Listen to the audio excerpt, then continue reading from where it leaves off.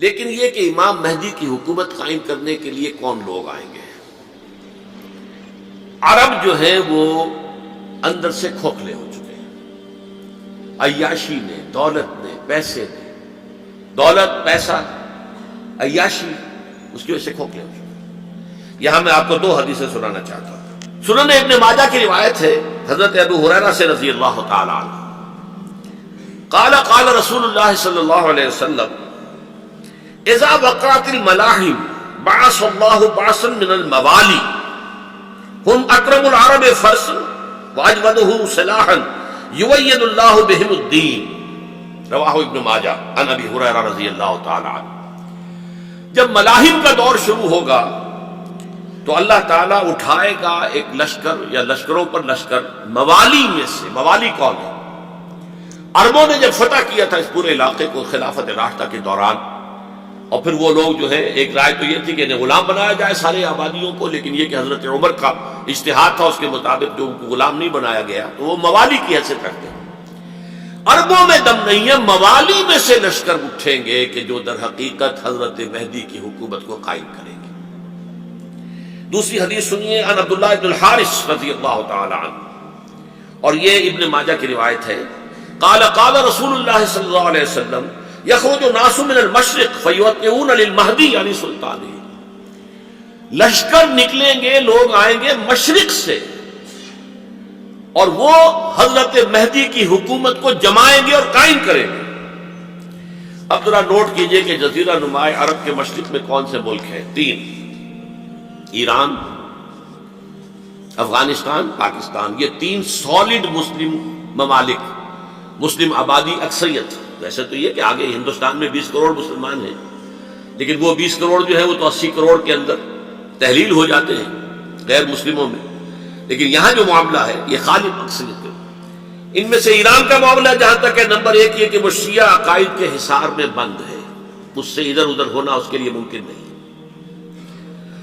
حدیث میں یہ بھی آتا ہے کہ اصفہان سے 70,000 یہودی دجال کا ساتھ دیں گے۔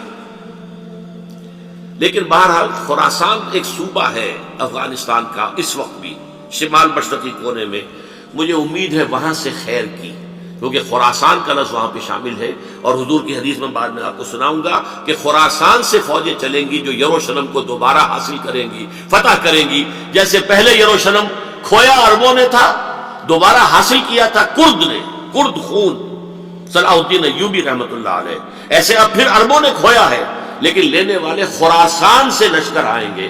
یخرج من خراسان رایات سود لا یردها شیء حتی تنصب بإیلیا، خراسان کے علاقے سے کالے علم لے کر لشکر چلیں گے جن کے رخ کو کوئی موڑ نہیں سکے گا جب تک کہ وہ جا کر یروشلم میں نصب نہ ہو جائے۔ اس کے بعد نام آتا ہے پاکستان کا۔ یہ ہے میری اور آپ کی داستان، اور یہ ہے سبب جس کی وجہ سے کہ میں آپ سے یہ گفتگو کر رہا ہوں۔ اصل میں تو کس لیے؟ محض ایک علمی استفادہ، محض اپنی بات آراء کو ظاہر کرنے کا شوق نہیں، بلکہ یہ کہ اپنی ذمہ داری ہم پہچانیں کہ ہم کس مقام پر کھڑے ہیں۔ دیکھیے، اس پاکستان کے بارے میں یا ہندوستان کے بارے میں علامہ اقبال نے کہا تھا اپنے ترانہ ملی میں، میرے عرب کو آئی ٹھنڈی ہوا جہاں سے، میرا وطن وہی ہے، میرا وطن وہی ہے۔ اور مجھے بتایا گیا کہ سنن ابی داؤد میں یہ روایت موجود ہے کہ حضور نے فرمایا کہ ہندوستان کی طرف سے مجھے ٹھنڈی ہوا آتی ہے، اگرچہ مجھے وہ حدیث ابھی نہیں ملی ہے، لیکن حزب التحریر کا ایک کارڈ مجھے ملا تھا، تو اس میں اس حدیث کا اور اس میں ابو داؤد کا روایت کا حوالہ موجود تھا۔ لیکن میں جو چیز آپ کو بتا چکا ہوں وہ یہ کہ الف ثانی کا پورا تجدیدی کارنامہ اس ہندوستان کی سرزمین میں ہوا۔ مجدد الف ثانی شیخ احمد سرندی، شاہ ولی اللہ دہلوی، سید احمد بریلوی، وہ تو ہمارے پاکستان میں آ کر جو ہے ان کا خون جذب ہوا ارض پاکستان میں۔ پھر شیخ الہند مولانا محمود حسن۔ تحریک خلافت چلی تو صرف ہندوستان میں چلی اور کہیں نہیں چلی۔ آزادی کی تحریک چلی پوری دنیا میں، وہ نیشنلزم کی بنیاد پر چلی، ملے نیشنلزم، عرب نیشنلزم، ترک نیشنلزم۔ ہمارے ہاں چلی تو اسلام کے نام پر، پاکستان کا مطلب کیا؟ لا الہ الا اللہ۔ پھر پاکستان قائم ہوا معجزے کے طور پر، بلکہ نازل ہوا ہے لیلۃ القدر میں، انا انزلناہ فی لیلۃ القدر، جیسے قرآن نازل ہوا لیلۃ القدر میں، یہ پاکستان بھی نازل ہوا لیلۃ القدر میں۔ اس کا برقرار رہنا ابھی تک معجزہ ہے۔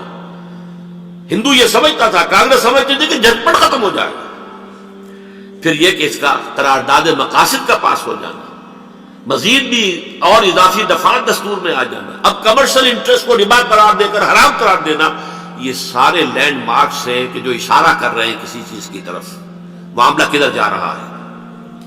پھر یہ کہ یہ جو 14ویں صدی کے مجدد تھے شیخ الہند، اس کے بعد سے کچھ ایسی شخصیتیں عظیم پیدا ہوئی ہیں ہند میں، جن کو میں سمجھتا ہوں کہ 14ویں صدی کے مجدد اور 15ویں صدی کے مجدد کے درمیان، یہ 15ویں صدی کے مجدد کی راہ کو سیدھا کرنے والے، جیسے کہ حضرت یحییٰ نے کہا تھا میں تو آنے والے کا راستہ سیدھا کر رہا ہوں حضرت عیسیٰ کے لیے، ایسے ہی 15ویں صدی کے لیے امام مہدی کے لیے راستہ صاف کرنے والے سب سے پہلے علامہ اقبال، جنہوں نے اسلام کا تصور دین کی حیثیت سے دوبارہ زندہ کیا ہے، ورنہ اسلام ایک مذہب کی شکل اختیار کر چکا تھا۔ پھر مولانا مودودی، مولانا ابوالکلام آزاد حکومت الہیہ کے نعرے کے ساتھ میدان میں آئے۔ یہ اقبال نے جو تصور پیش کیا تھا اس پر عملی جد و جہد کے لیے حزب اللہ قائم ہوئی۔ نوٹ کر لیجیے 11 برس کا فرق ہے عمر کا علامہ اقبال کے اور ابوالکلام کے، اور 1913 میں جب حزب اللہ قائم کی ہے اس وقت علامہ اقبال کی ملی شاعری اپنے عروج کو پہنچ چکی تھی۔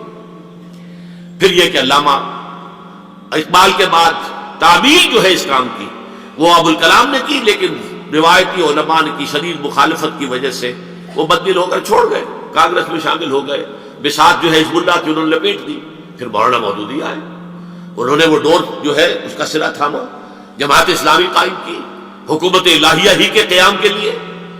اگرچہ میرے نزدیک یہ کہ وہ انتخابی اور ایک قومی سیاست کی ایک جماعت بن کر پاکستان میں جو ہے دلدل میں پھنس گئی ہے، اب ہم اس کی کوشش کر رہے ہیں تنظیم اسلامی اور یہ تحریک خلافت جس کے تحت یہ جلسہ ہو رہا ہے، یہ ساری چیزیں وہ ہیں کہ آپ کو سوائے پاکستان کے اور کہیں نہیں ملیں گی پوری دنیا میں۔ معلوم ہوتا ہے کہ پاکستان کو بہت بڑا رول پلے کرنا ہے اس میں، اور اس کے ساتھ اب جمع کر لیجئے افغانستان کی عمارت افغانستان، اسلامی عمارت افغانستان قائم ہو چکی ہے۔ یہ پچھلے 20 سالوں میں جو کچھ وہاں ہوتا رہا ہے اس سے پہلے تصور نہیں ہو سکتا تھا۔ علامہ اقبال کے فرزند بھی دیکھ کر آئے ہیں، تو اگرچہ وہ خود میں سمجھتا ہوں کہ خاصے انہیں آپ لبرل کہیں، آزاد خیال کہیں، لیکن اس درجے متاثر ہو کر آئے تھے کہ انہوں نے یہ کہا افغانستان میں جو میں نے حالات دیکھے ہیں کہ اگر 2-4 اور مسلمان ملکوں کے اندر یہ نظام قائم ہو جائے تو پوری دنیا مسلمان ہو جائے گی۔ یہ سب کچھ کیسے ہو رہا ہے؟ یہ آنے والے دور کی جھلکیاں ہیں۔ Coming events are casting their shadows before. یہ سب بتا رہے ہیں کہ پاکستان افغانستان کو مل کر اس میں کوئی عظیم رول پلے کرنا ہے۔ اور اس کے ضمن میں اب میں علامہ اقبال کے بارے میں آخری بات کہہ رہا ہوں۔ علامہ اقبال کے بارے میں عام یہ خیال ہے، انہوں نے اپنے خطبات میں مہدی کا اور نزول مسیح کا، حالانکہ میں کل پڑھ رہا تھا مولانا سید احمد اکبر آبادی رحمۃ اللہ علیہ کا ایک مقالہ ان کا کہ علامہ اقبال نے ابن خلدون کے بارے میں یہ کہا ہے کہ مہدی کا اور نزول عیسیٰ کا دونوں کا انہوں نے انکار کیا ہے، حالانکہ ابن خلدون نے نزول عیسیٰ کا انکار نہیں کیا، صرف مہدی کا انکار کیا ہے۔ بہرحال علامہ اقبال نے خطبات میں انکار کیا ہے، لیکن یہ کہ اپنی شاعری کے اندر میں چیلنج کرتا ہوں کسی بڑے سے بڑے اقبال شناس کو، ان کا یہ شعر ذرا سنیے: خضر وقت از خلوت دشت حجاز آید برون، کارواں زی وادی دور و دراز آید برون۔ خضر وقت، امام وقت، رہنما وقت، قائد وقت، خلوت دشت حجاز، حجاز کی صحرا کی کسی خلوت گزینی سے نکل کر باہر آئیں گے۔ میں حیران ہوتا ہوں علامہ کے اس فکر پر اور اس مصرے پر۔ یہاں انہوں نے شیعہ اور سنی دونوں کے کانسیپٹ جمع کر دیے۔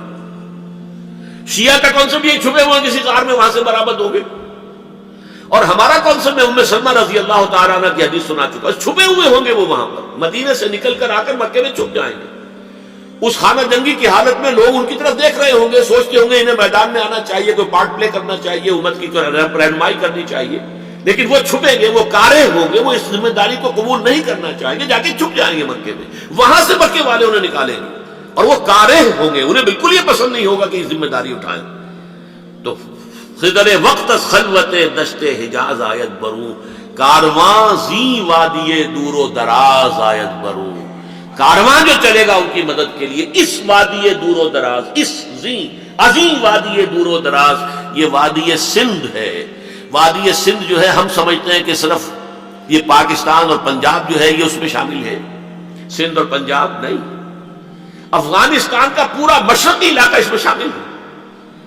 جیسے دریائے جہلم سندھ میں جا رہا ہے، جیسے دریائے گلگت سندھ میں آ کر ملتا ہے، جیسے دریائے چناب اور راوی اور جہلم اور یہ سب جا رہے ہیں اور آ رہے ہیں، اسی طرح دریائے کابل کہاں سے آ رہا ہے، دریائے گومل کہاں سے آ رہا ہے، ڈوچی کہاں سے آ رہا ہے، یہ سارا جو ہے ڈرین جو ہو رہا ہے ایسٹرن جو ہے پارٹ آف افغانستان، یہ سب وادی ہے۔ اس وادی کے یہ دو حصے ہیں، ایک حصہ جو ہے یہ ادھر پاکستان میں ہے اور اسی وادی کا دوسرا حصہ جو ہے وہ افغانستان میں ہے۔